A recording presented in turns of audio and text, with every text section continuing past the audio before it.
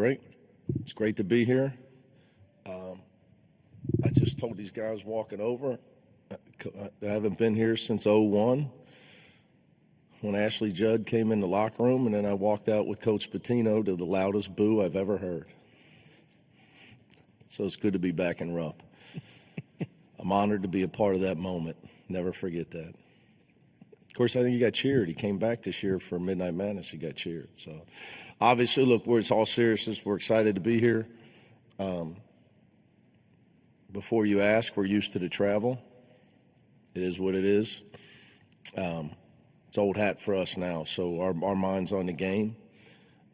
Probably helps us that we got a night game, and the team, usually in the Big Ten, the team are always in the Big Ten. The team we're playing didn't have to travel as well. So our opponent had to travel as well, and I think it probably helps us that we're able to adjust today and have a little bit later of a game tomorrow instead of last week when we had a day game after we traveled. So got a lot of respect for Jared. He's a very good friend of mine, Coach Calhoun with the Aggies. So let him fly, Ben. Question in the fourth row on the left. Ben Balch, Los Angeles Times. Coach, we talked about ways you prepare your team for this March moment, Yeah.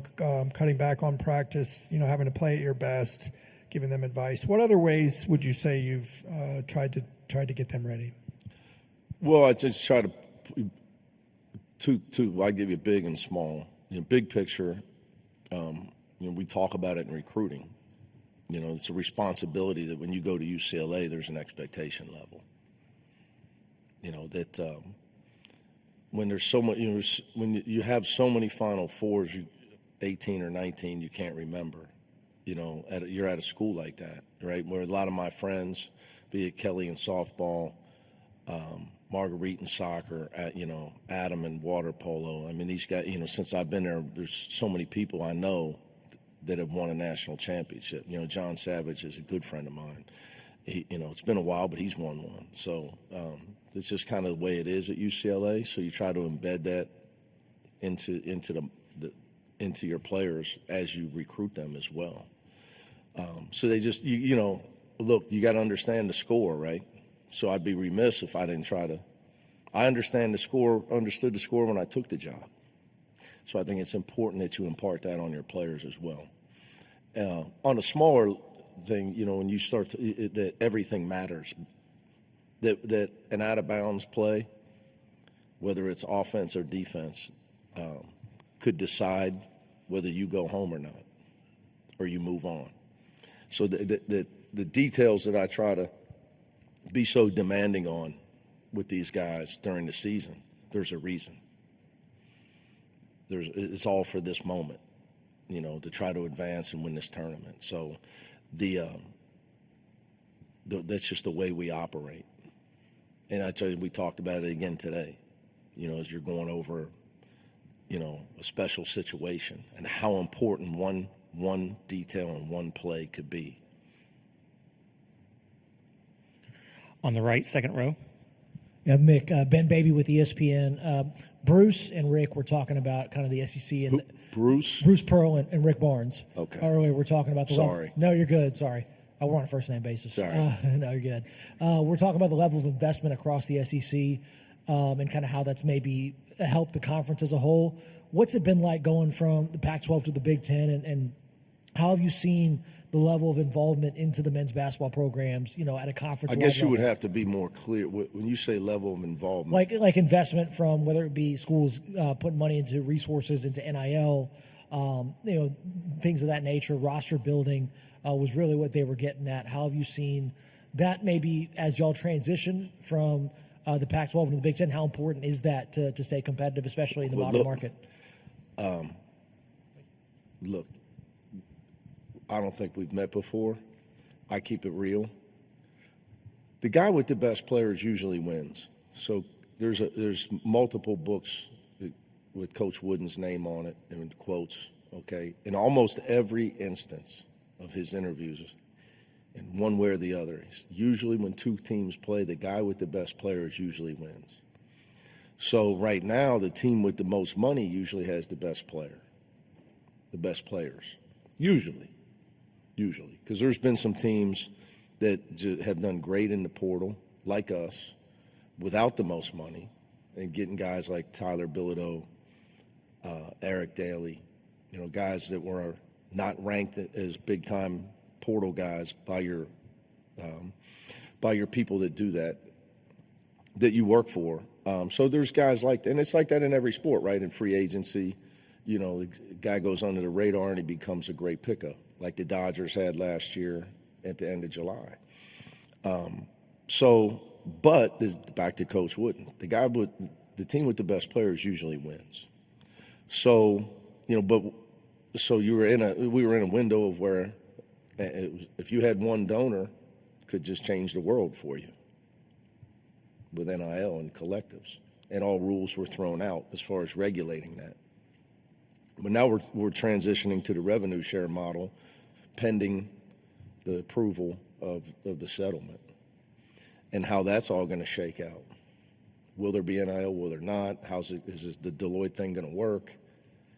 Because that's going to be challenged in court. It's just a wild time to be a coach, my friend. But the guy with the best players usually wins. And the team with the most money has the chance to get the best players. Now, they don't always do that. They don't. But that's just that's the era we're in. So I don't really, does that get you to what your answer is? I mean, I wouldn't say it's a per SEC thing. I think it's a per school thing. And you're asking me about the Big Ten. Like, I can't speak to, because it's all speculation. It's like some agent tells me that somebody else has offered you $1 million. Well, he's probably lying. He's just trying to drive the price up. So, and nobody wants to admit what they spent on their team, right? Nobody wants to admit it. They want to act like they did a great job recruiting. Okay? That's just how guys are in our business.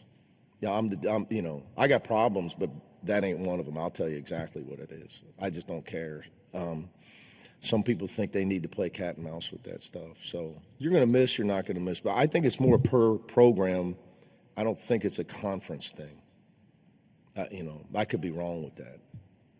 Because, Ohio State football, just because they spent whatever everybody says they spent versus what Illinois spent. But Coach Belima did a great job. They had a hell of a year. But I'm sure just because they're in the same league, it was probably like that, right? So I don't think it's a per league thing. And then who knows?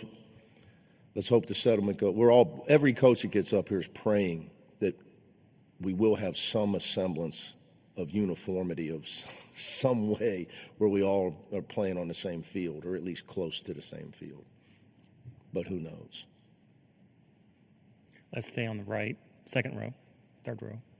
Cameron Drummond with the Lexington Herald-Leader. Mick, when you think back to last offseason, what was appealing to you about Sky Clark when you guys targeted him in the portal, and also what has impressed you the most about Sky during the course of this season? I'll give you three. One, I've known him since he was in 9th or 10th grade, so I know what type of guy he is.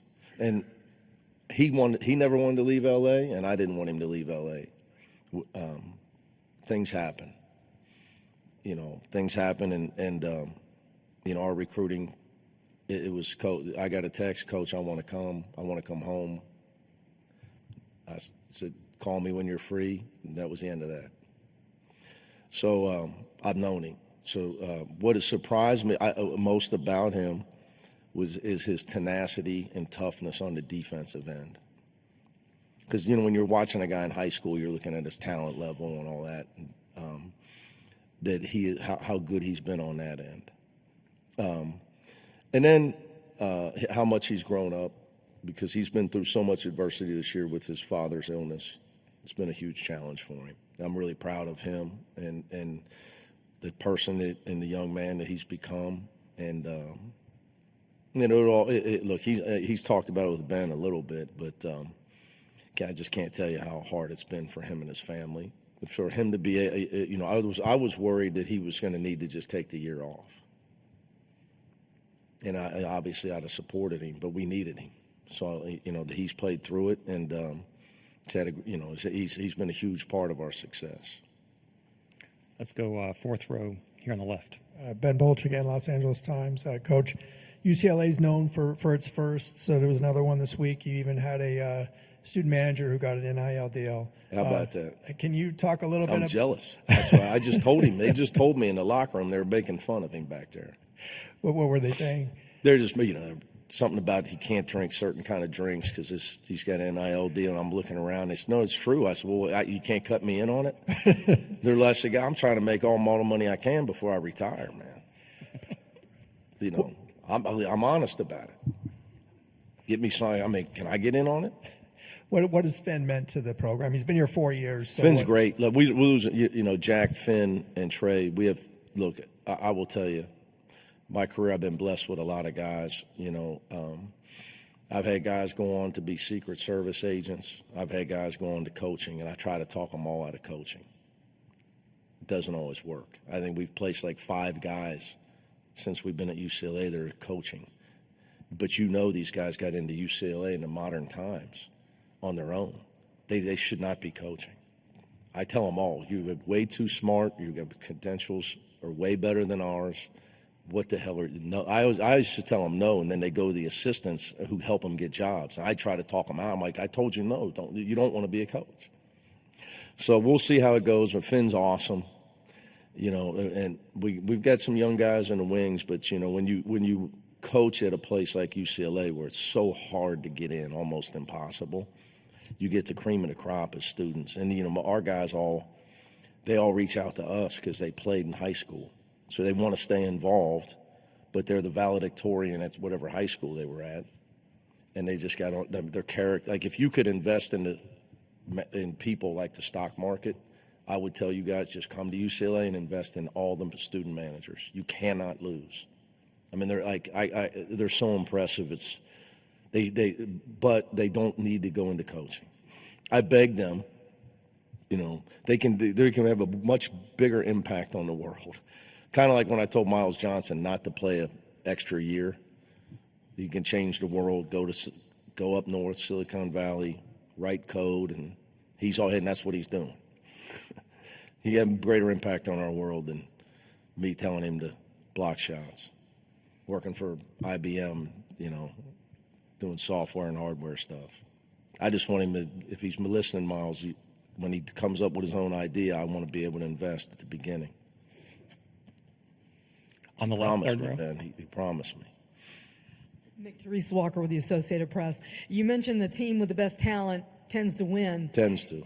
In this region, there's you're among 5 coaches with, I think, 7 combined Final Fours still looking for that first title. Is that an indication of just how tough it is to win when you get to the tournament? Oh, yeah. Look, our tournament's crazy. There's, it's one and out, neutral sites, but they might not be neutral depending on who you're playing, right? Injuries happen, officiating happens, and luck happens. You saw the last play of that game was last night, right? It was Alabama State. Mm-hmm. So it's just, our tournament's crazy. So there's so many great coaches that haven't been to a Final Four or won a title. It's unbelievable. It really, really is.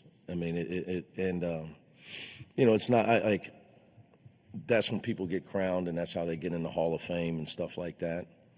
But again, with all due respect, to certain people that, just look at the NBA, how good, Coach Jackson, I've read all his books. I got unbelievable respect for him. But when Michael went to play baseball, kind of wasn't the same. That's just one example, and there can be many, many examples. So we have about 3 minutes left with Coach. Ben Balch, Los Angeles Times. And I don't know who else is even in our region. I don't even know what region we're in, by the way. How about that? That's how I am.